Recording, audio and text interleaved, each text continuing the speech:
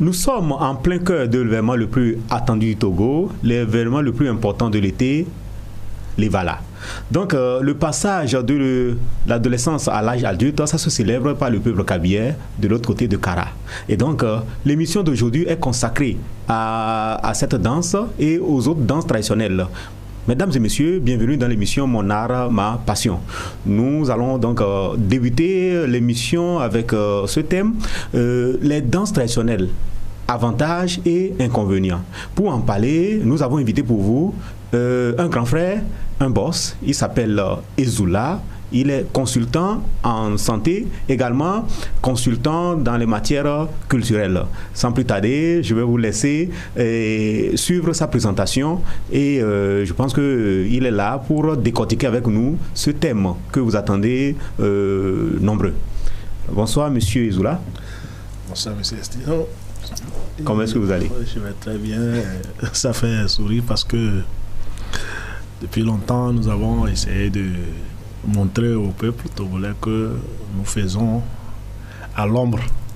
Mais maintenant, cette merveilleuse chaîne est venue pour nous éclore et nous mettre à nu pour que les gens puissent savoir ce que nous faisons dans l'ombre.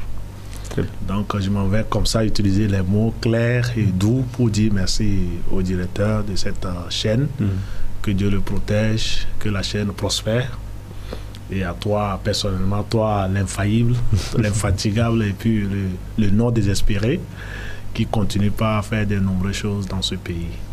Mais le temps viendra où le peuple en verra plus. Parce que tu avais commencé la bataille, c'est pas aujourd'hui. Exactement. Donc, avant toute chose, nous mettons l'émission dans les mains du Seigneur, comme tu l'as dit, pour que les gens puissent en tirer profit. Je m'arrête ici d'abord. Merci. Merci beaucoup, monsieur Ezoula. Je rappelle que vous êtes consultant en promotion culturelle et vous avez fait beaucoup de parcours dans le milieu culturel togolais. Et avec vous, on va discuter beaucoup de long en large sur les danses traditionnelles. Quelle importance peut-on donner à ces danses-là? Mais d'abord, je rappelle aux téléspectateurs que moi, c'est Estino le Passionné, vous me connaissez déjà. Et nous émanons depuis les locaux de Direct 7, situés donc sur le bouquet mondial Limes, 24/24, nous sommes disponibles. Également sur le www.direct7.tg, nous sommes également disponibles là-bas. Sur YouTube, sur TikTok, sur Facebook, tapez juste Direct 7 et vous allez tomber sur nos émissions qui passent en boucle. Alors, monsieur Ezoula, la première question que je m'en vais vous poser, c'est concernant les danses traditionnelles également. Quel regard portez-vous sur les danses traditionnelles du Togo? Oui, bon, avant de venir à la question, j'ai oublié de me présenter, comme tu l'avais dit. Je suis M. Ezoula, consultant en santé, et puis maître des rites nuptiaux aussi, et promoteur des rites culturels comme danse culturelle, etc. Voilà. Nous en faisons beaucoup, mais l'occasion nous est donnée de parler concrètement par rapport à la danse traditionnelle. Maintenant, d'entrée de jeu, pour la toucher un peu du doigt avant de vous revenir, la danse traditionnelle, comme son nom l'indique, c'est une danse qui n'est pas moderne. C'est la négation de la modernité, mais l'accouplement ou bien l'ancrage ou bien le brassage culturel traditionnel. Donc, c'est lorsque les gens reviennent à des choses anciennes, comment les gens célébraient leur manière de joie, leurs sentiments, s'il y a décès, s'il y a cérémonie nuptiale, s'il y a... bref, beaucoup de choses d'une manière ancienne. C'est ça qui entoure ce qu'on appelle la danse traditionnelle. Voilà. Donc ici, comme le thème est bien choisi, comme on l'a su dire, quels sont les avantages de la danse traditionnelle? Et aussi, toute chose a des avantages et toute chose aussi a des inconvénients. Exactement. Donc, tout au long de l'émission, comme vous l'avez dit, nous essaierons de mettre les points sur les i par rapport à ce thème. Merci. Exactement. Alors, en pays kabyle, on parle de le sceau, la bière ou le tchémou. Le sceau, donc, pour rendre hommage aux morts et aux ancêtres. Le habier, qui est la puissance, qui détermine la puissance et la bravoure, la danse des sorciers, qui se célèbre tous les 5 ans. Le tchémou, qui est donc la danse que les parents organisent pour les jeunes filles avant leur mariage. Et en pays élevé, nous parlons de la Gbadia. Chez les Bassa, nous parlons donc du Tbol, la danse des filles, la danse autour du feu. Koumina aussi, la danse des vierges. Chez les Ifers, nous parlons de Tiembé. Tout ça là, ce sont les danses traditionnelles. Est-ce que en tant que jeune, on doit se consacrer, on est obligé de se consacrer à ces danses-là? Bon, nous, c'est la modernité. Encore une fois, merci, M. Estino. La question trouve sa réponse dans tout ce que tu viens de dire. Parce que une manière simple de savoir, de maîtriser tout ça, d'abord, c'est la culture qui est en train de s'élever. Je ne peux pas me dire que, M. Estino, vous êtes du sud, bien du plateau, mais vous maîtrisez déjà les rites. C'est une manière d'aimer l'autre. Parce que sans la tradition, on dit que c'est au bout de l'ancienne corde qu'on tisse la nouvelle. On ne peut pas dire que nous allons empiéter ou bien nous couper totalement de nos traditions. Parce qu'on dit chasser le naturel et revient au galop. Nous sommes en train de courir de gauche à droite. Après tout, on s'arrête et puis il fait un mea culpa, il regarde, c'est la culture et c'est la tradition qui le poursuit.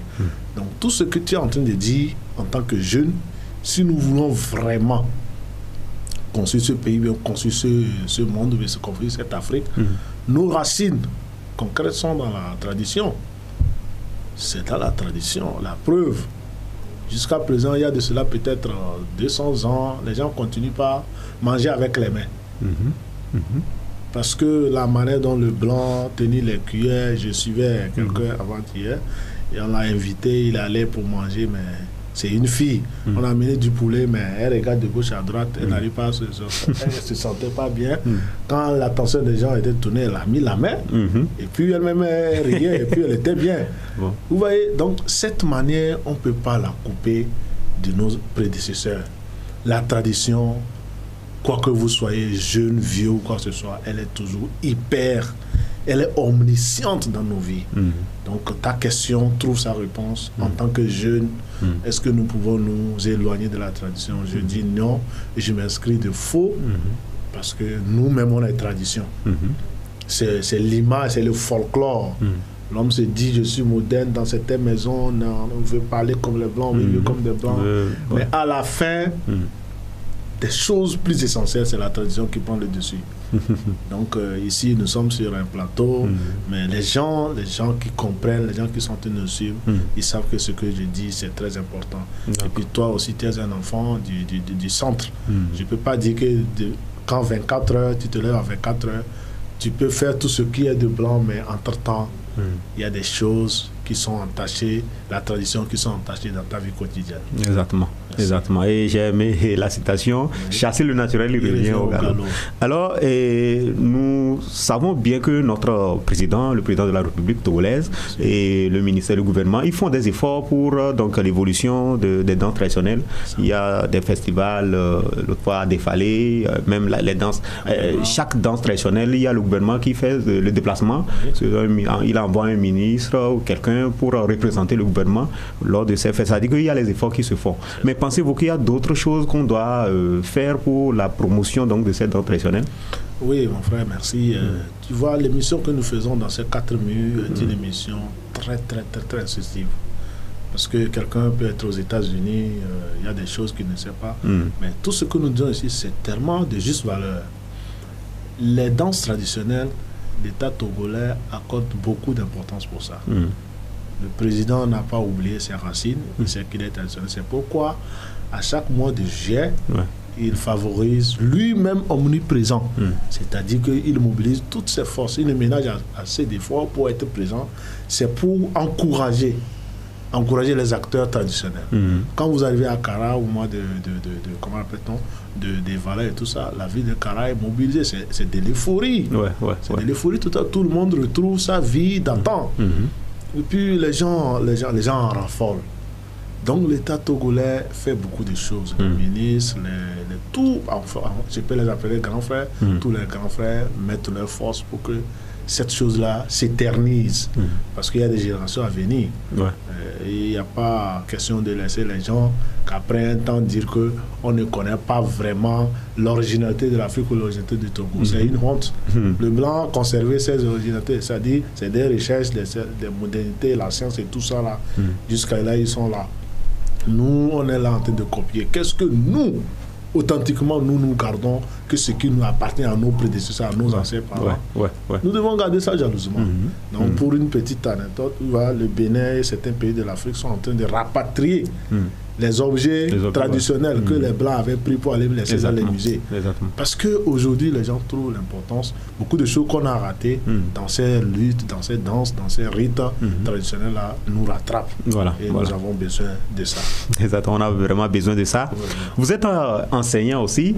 Et on voit aujourd'hui les enfants lors des semaines culturelles qui ne savent même pas danser leur danse traditionnelle. Un enfant qui fait la terminale, qui ne sait même pas danser à Gbadja. Prenons une fille qui ne sait même pas nouer le pagne. Tout ça là, ça laisse à désirer. En tant que consultant en culture, qu'est-ce que vous pensez de ce fléau et comment peut-on faire pour remédier à ça? Voilà, vous êtes multiforme, je peux dire, vous êtes un peu partout dans la culture, dans l'éducation. Vous-même, en tant que quelqu'un qui veut chérir sa patrie, qui veut chérir sa terre natale, ça fait la chair de poule. Parce que dire qu'un enfant qui a quitté le CP1 jusqu'en terminale ne s'y imprègne de rien de ce qui se passe dans sa tradition, là, vraiment, c'est une honte. Vous voyez, les semaines culturelles, normalement, l'État togolais a instauré ces moments-là pour que les enfants reviennent à chez. Je le dis, ça dit, reviennent à chez, c'est de revenir à soi. Au moins copier un truc, bien exposer un truc qui se fait chez soi. C'est le moment de s'exposer, c'est le moment de se montrer, se vouer vraiment concret et content de ce qu'on est. Par exemple, moi, je suis du Nord. Nous, on a passé tout le temps à faire ce que les parents faisaient. Je sais jouer, je sais même pratiquer certaines choses qu'aujourd'hui, je suis allé suivre un peu la modernité, puis je suis en train de la tendance d'oublier. Et quand je reste comme ça, je dis non, dans le temps, ce que nous faisions, on était content. Aujourd'hui, là, on est stressé par la modernité et puis on est en train de se perdre. Donc, c'est un avant-goût d'un appel lancé solennel que tout le monde se lance, que on ne doit pas, il est bien certes qu'on ne peut pas vivre sans le moderne, ou bien sans la science, sans le progrès, mais nos rites traditionnels là nous rattrapent et sont très très importantes. De par le monde entier, tout le monde nous écoute, ils savent que ce que nous disons, certains même regrettent, parce que un citoyen qui est en Allemagne, à Hambourg, en Allemagne, dans une grande ville d'Hambourg qui fait peut-être 3 millions, 4 millions d'habitants, voit par rapport aux chaînes ce qui se passe chez lui. Mais ils se sont mis, ils ont travaillé beaucoup jusqu'à ce qu'ils transportent toutes ces danses-là. Mais ils sont en Allemagne. Ils sont même, comment appelle-t-on, notifiés des localités qui s'appellent Zongo. En Allemagne? Oui. Zongo en Allemagne? Oui. Il y a Zongo en Allemagne. Nos frères, nos frères de Sokodé, ils ont initié où? Ça dit, tu as besoin de voir ces danses, ces trucs-là, tu vas là-bas. Et au lors des fêtes comme ça, ils organisent presque tout ce qui se passe ici se passe là-bas. Donc, cela voudrait dire que c'est très important si les gens sont au pays d'ici, et puis ils se perdent, ils s'hasardent à perdre là, c'est une perte. Et puis, je vous coupe pas, j'ai vu des vidéos sur TikTok, sur YouTube, les Blancs qui sont en train de jouer à Gbadja. Mais je dis, mais c'est grave. Les Blancs, ils sont en train de jouer à Gbadja, ils dansent, c'est-à-dire eux-mêmes ils dansent, ils chantent. Maintenant, et puis c'est plus authentique. Voilà. Alors maintenant, comment nous en faire pour inculquer ces valeurs culturelles-là dans nos enfants depuis le bas âge? Oui, c'est nous-mêmes. C'est nous-mêmes. Quand un père est bon, sa génération future sera bonne. Ce que nous devons faire, c'est de prendre conscience. On est certes allé, tout le monde a couru vers la science, mais on allait cogner le mur, on a vu que c'est la tradition de quelqu'un que nous sommes en train de clore. C'est la tradition de quelqu'un que nous sommes en train d'arroser.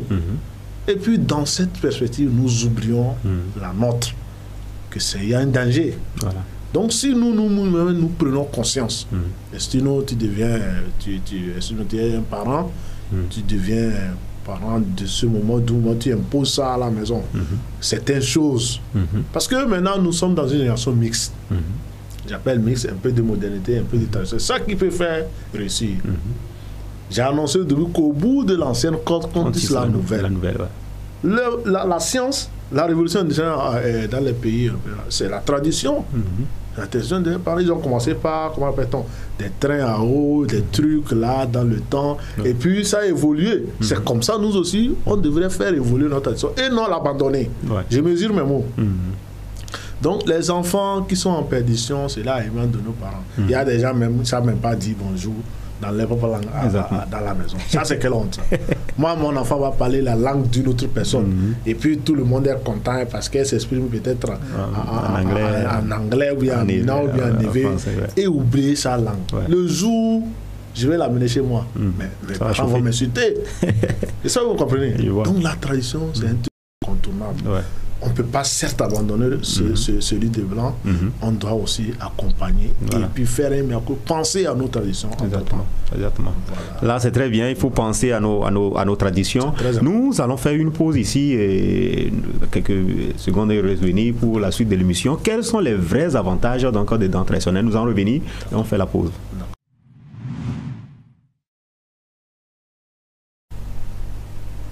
De retour au studio, mesdames et messieurs, nous étions en train de parler donc de l'importance des danses traditionnelles. Nous sommes avec la question, donc, quels sont les vrais avantages des danses traditionnelles de nos pays? Oui, vraiment, encore une fois, je dis merci à cette chaîne qui nous permet d'épandre nos cultures, bien nos idées par rapport à ce mot. Et ce que je vais dire, les avantages concrets de ces danses traditionnelles, d'abord, ça permet un brassage. Brassage. Et puis, c'est la manne de la paix. La paix. La paix. Je m'explique. La danse culturelle ou bien la danse traditionnelle, c'est la manne de la paix. Est-ce que vous imaginez, vous avez quelqu'un en train de danser et frapper les gens? Mais il n'y a pas. C'est une fête, c'est une euphorie. Vous êtes allé danser, vous rappelez des faits, des manières de vos parents, mais tout le monde est dans la joie, dans l'allégresse. Chacun cherche à faire mieux. Par exemple, pays Kabia, la lutte, là, il est bien certes qu'il y a des accrochages, mais c'est des accrochages paisibles. Vous voyez? Donc, c'est le noyau de la paix, c'est le noyau de l'amitié. Voilà les avantages que je suis en train de citer. C'est le noyau du partage mutuel. Chez nous, le blanc, la pensée du blanc, c'est chacun pour soi. Mais la danse culturelle en pays Kabia, dans toutes les maisons, chacun peut aller manger. Ah bon? Oui. Tu vas là, on prépare quelque chose, tu rentres, tu manges. Ça dit, sans problème. Sans problème. C'est le moment de l'euphorie, c'est le moment de la cohésion sociale entre les gens. Voilà la richesse la plus importante de nos traditions. On ne sait pas qui est qui. Tout le monde est la même chose. On peut dire que c'est un communisme un peu mutuel. Donc voilà des avantages qu'on peut préciter. Et puis les danses culturelles aussi, c'est un moment de concentration divine. Vous savez que les aïeux, ils priaient. Hein? Ah bon? Oui, en ce moment, on dit je vais aller en pays Kabia, je vais aller en pays Tem pour la fête traditionnelle. C'est un moment de rentrer en contact avec les mannes. C'est pour aller, même si tes vieux sont là, c'est un moment d'aller les saluer, de les remercier, et puis reprendre encore des bénédictions. Donc, on va dire ça simplement. Danse traditionnelle, c'est un moment de paix, un moment de bénédiction, un moment de partage, un moment de cohésion sociale entre les fils d'une même localité donnée. Voilà. Ça, il y a beaucoup d'avantages, mais vous avez résumé en ces trois. C'est très important. Mais est-ce qu'il y a aussi des inconvénients pour ces danses? Parce que, bon, il y a certains... Ok, allez-y. Oui, et les inconvénients, on va mettre une torche très puissante pour les voir parce qu'elles sont un peu micro, elles sont un peu restreintes, mais il va falloir, puisqu'on dit qu'aucune œuvre humaine n'est meilleure, il va falloir qu'on retouche certaines choses. Donc les inconvénients, du coup, je peux dire que celles qui sont là ne se laissent pas prendre, mais il faut quand même en parler. L'inconvénient dans ces conditions, c'est que ça prend un peu le temps. Ça prend un peu de temps et puis ça devient un peu inadapté. Inadapté à certaines choses.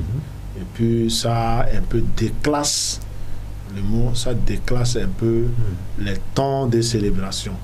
Et vous voyez, quand il y a danse traditionnelle. Certaines personnes sont obligées de passer outre, puis passer dans les petites mailles pour pouvoir exceller. Du coup, là-bas, ça dénature un peu. Et puis, si je vais m'assurer d'un exemple. En pays Tem, il y a une danse qu'on appelle la danse Adossa. Adossa, ouais. Adossa. Donc, l'inconvénient de nos jours, c'est qu'il y a des blessés. Quelqu'un qui n'est pas, tu prends le couteau, danse avec le couteau. Oui, quelqu'un qui n'est pas tellement majeur, bien qui n'est pas tellement édifié, qui n'est pas tellement ancré dans la chose, va essayer. Et puis l'année passée quand on était allé, c'est des blessés.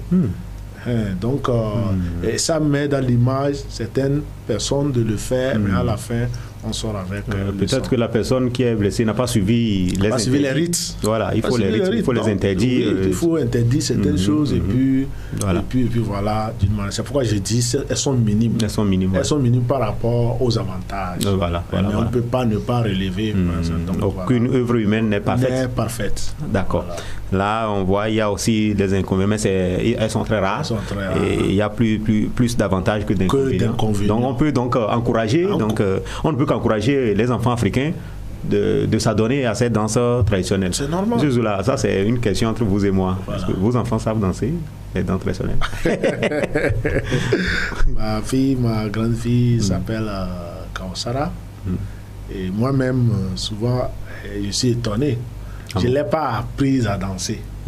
Mais quand je la surprends en train de danser, vous voyez, c'est le milieu qui change les gens. Et ma fille est dans un milieu où elle appartient à sa danse culturelle.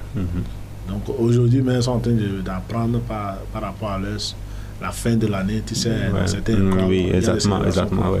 Mais quand, donc c'est la dernière semaine. Oui, souvent quand je la surprends en train de danser, je me dis qui l'a appris ça. C'est pas moi personnellement qui l'a appris ça. Mais puisqu'elle se dit qu'elle est de là, elle doit parfait maîtriser ça. Exactement. Voilà. Donc, tu vois, nos filles, et puis tout ça, c'est ancré en elles. Toutes les filles, quand on joue la musique, ça dit, c'est inné en elles. Tout le monde danse bien.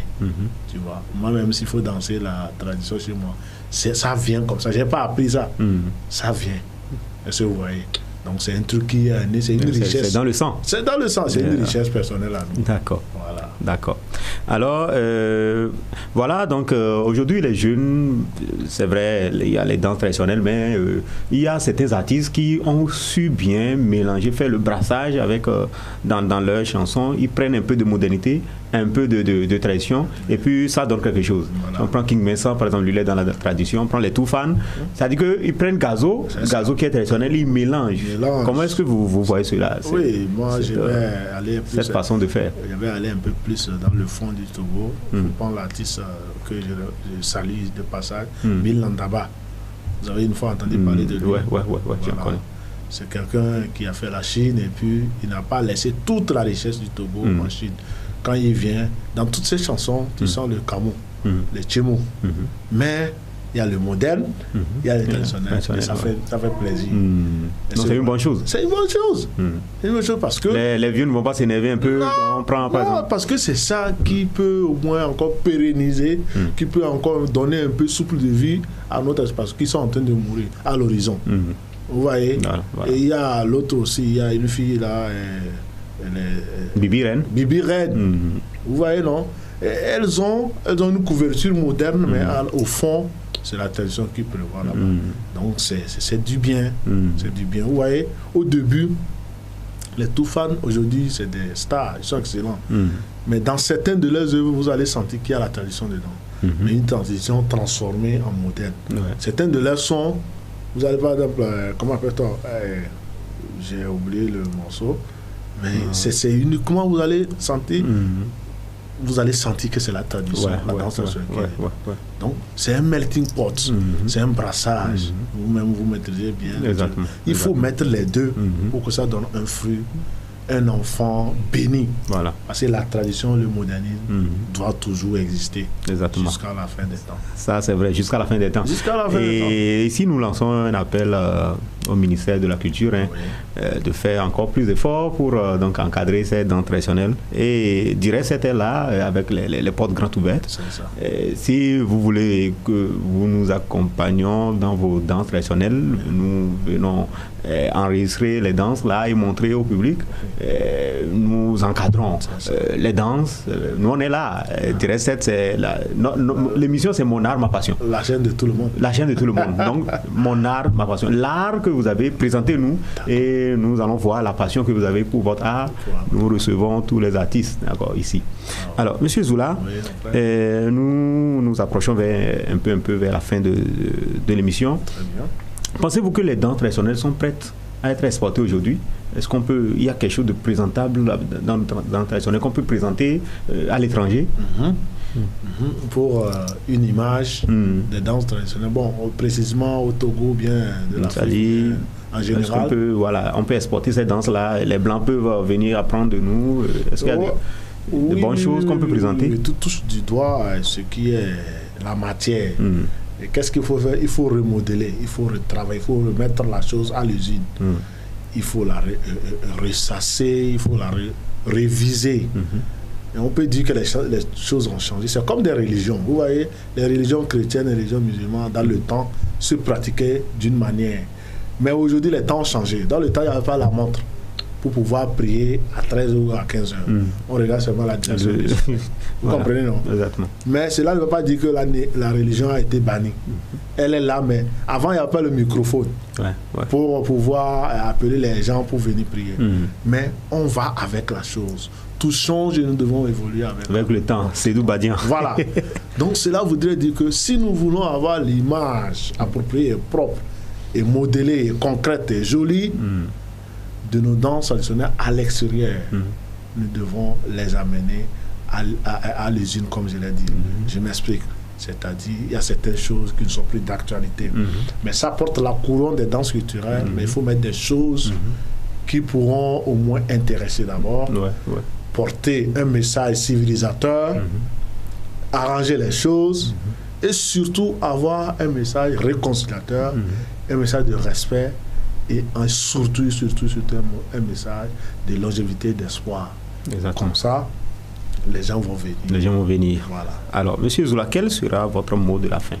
Mon mot de la fin, c'est un mot tellement appréciatif. D'abord, il est clos. D'abord, il dit merci à cette chaîne. Une chaîne cachée, mais qui dit beaucoup son nom. Quand moi je vais sur Internet, je vois Direct 7, vraiment, j'ai la chaîne debout parce que je me dis que ça, c'est au pays. Mais les gens ne se rendent pas encore compte qu'il y a comme ça. Mais nous, la valeur qu'il y a dans cette chaîne, nous allons faire des efforts pour dire aux gens qu'il y a quelque chose qui se fait ici, que les gens commencent pas à s'intéresser.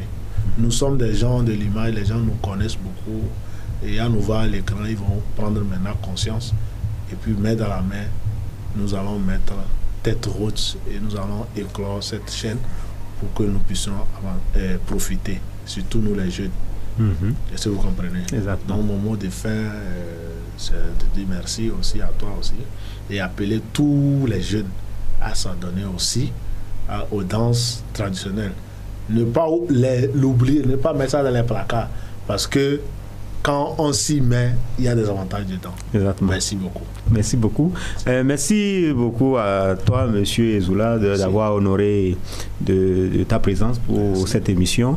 C'est vrai, les dents traditionnelles sont un peu à l'oubliette aujourd'hui et nous devons faire beaucoup de choses pour la promotion, pour les réveiller, pour que la jeune génération savent, ceux qui nous écoutent savent, donc qu'ils sachent plutôt qu'il y a quelque chose qui se fait, il y a les dents traditionnelles à protéger. On ne va pas seulement suivre les Blancs, il faut aussi retourner aux sources pour donc remobiliser l'âme de nos ancêtres, parce que les dents traditionnelles aussi, ça développe notre spiritualité. Nous sommes des Africains. Alors, mesdames et messieurs, nous allons clore cette émission ici. Nous vous donnons rendez-vous très prochainement pour une nouvelle émission.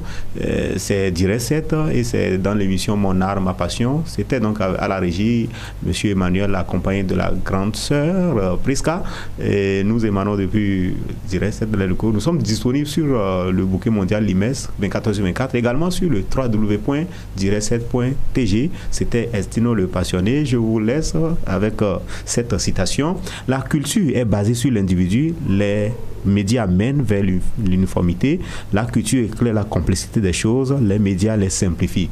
Et l'homme cultivé croit toujours qu'il se doit de protéger la nature, alors qu'en fait, il est totalement dominé par cette dernière. En grosso modo, l'homme doit protéger la culture et doit protéger donc sa nature. Merci, au revoir, ciao, ciao.